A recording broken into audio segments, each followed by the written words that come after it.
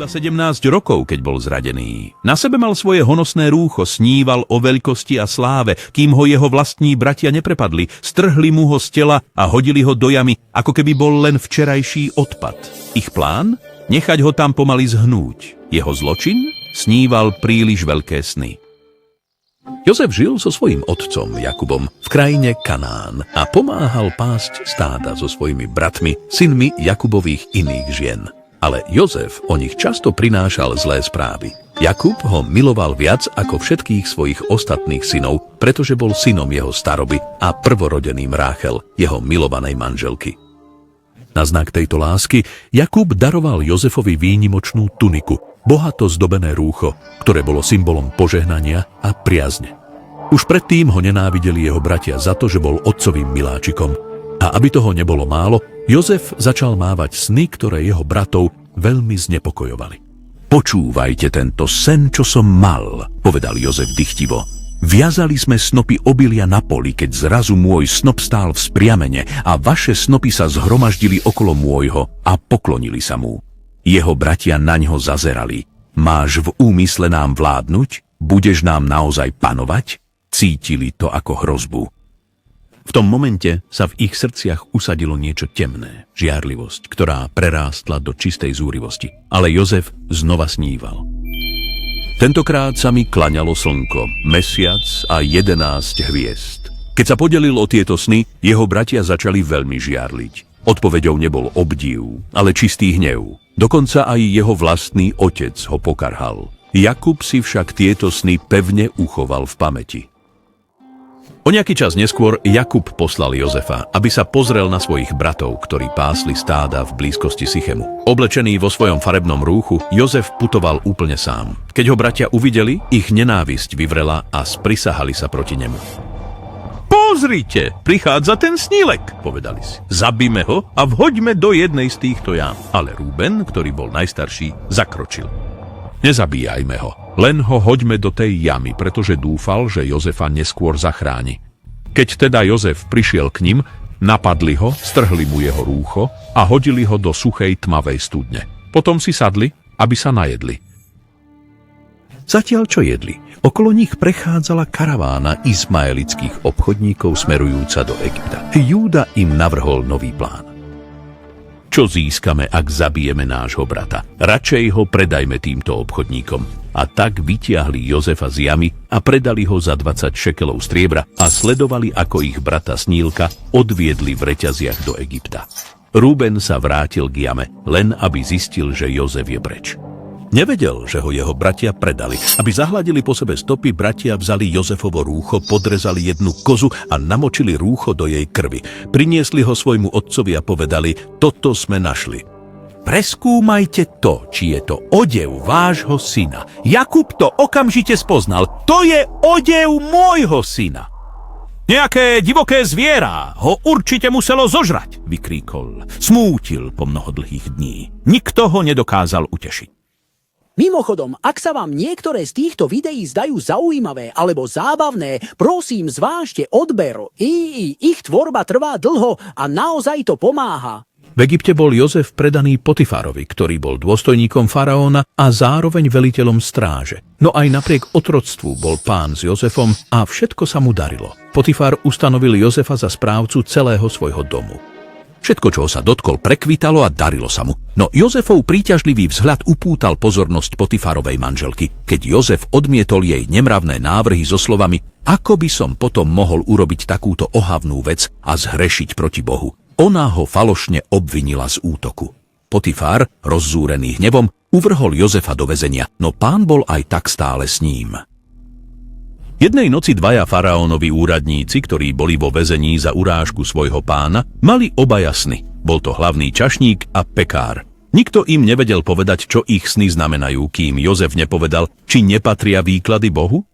Povedz mi svoje sny, vyložil im ich sny. Sen čašníka znamenal, že bude navrátený do úradu o 3 dní, zatiaľ čo sen pekára znamenal istú popravu.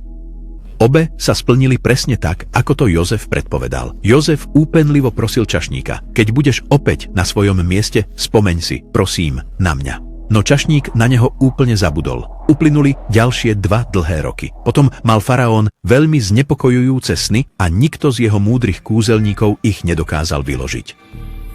Tedy si čašník spomenul na hebrejského väzňa. Jozefa predvolali. Ja to nedokážem, povedal Jozef pokorne, ale Boh dá faraónovi odpoveď, po ktorej túži. Jozef vysvetlil, že tie 2 sny sú jeden. 7 rokov veľkej hojnosti prichádza do Egypta, potom nastane 7 rokov hladu. Nech faraón ustanoví múdreho a rozumného muža, ktorý bude zhromažďovať potraviny počas hojných rokov, aby Egypt prežil nadchádzajúci hladomor. Faraón bol ohromený. Môžeme nájsť niekoho ako tohto muža, v ktorom prebýva Boží duch? Jozef bol vymenovaný za druhého vládcu celého Egypta, keď mal len 30 rokov. Keď sa rozšíril hlad, Jakub poslal svojich synov do Egypta, aby nakúpili obilie všetkých okrem Benjamína, ktorý bol Jozefovým jediným vlastným bratom. Sklonili sa pred egyptským správcom, no vôbec netušili, že je to Jozef.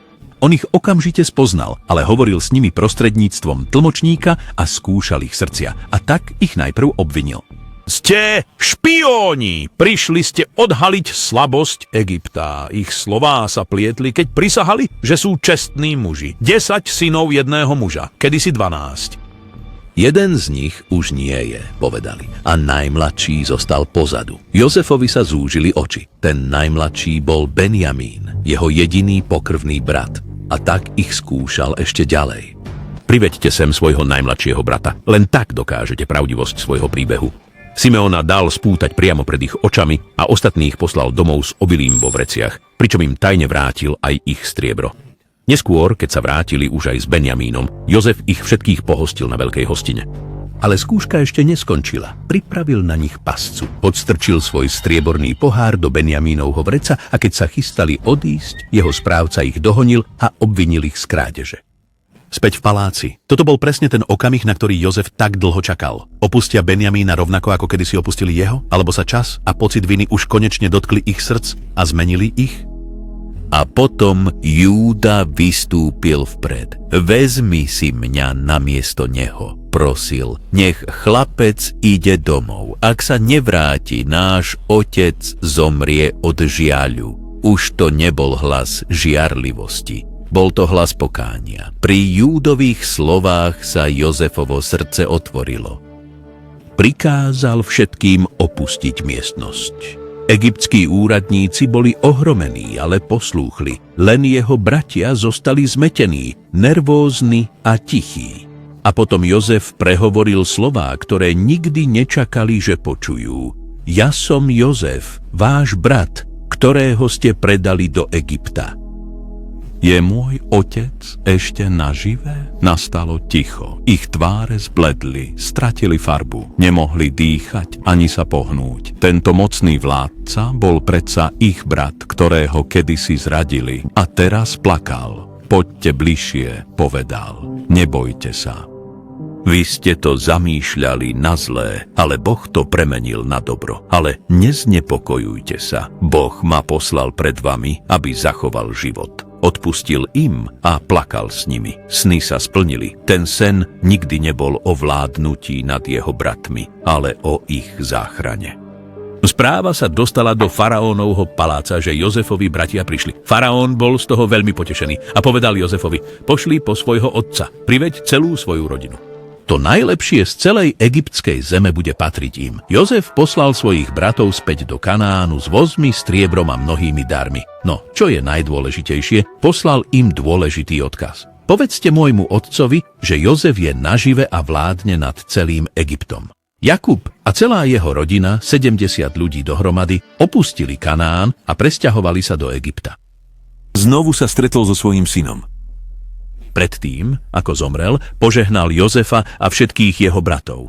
Keď Jakub zomrel, bratia sa opäť veľmi báli Jozefovej pomsty, ale Jozef im povedal: nebojte sa, som ja azda na mieste Boha. Vy ste mi síce zamýšľali zlo, ale Boh to obrátil na dobro, aby zachránil život mnohým ľuďom, ako sa to stalo práve dnes. Jozef sa dožil detí svojich detí. Predtým, než zomrel, povedal svojim bratom: Boh vám určite príde na pomoc a privedie vás späť do krajiny, ktorú sľúbil Abrahámovi, Izákovi a Jakubovi. Nechal ich prisahať. Keď Boh príde, vezmite moje kosti so sebou. A potom Jozef zomrel v pokoji s vierou v tento sľub. Hoci Jozef zomrel v Egypte, jeho kosti boli uložené do rakví, nie do hrobky, čo bola pripomienka, že príbeh sa ešte neskončil. O stáročia neskôr, keď Mojžiš viedol Izrael z Egypta, niesli so sebou Jozefove kosti cez Červené more, cez divočinu, cez každú skúšku a každý boj, až kým ho neuložili na večný odpočinok v Sycheme, v tej istej krajine, o ktorej Jozef hovoril.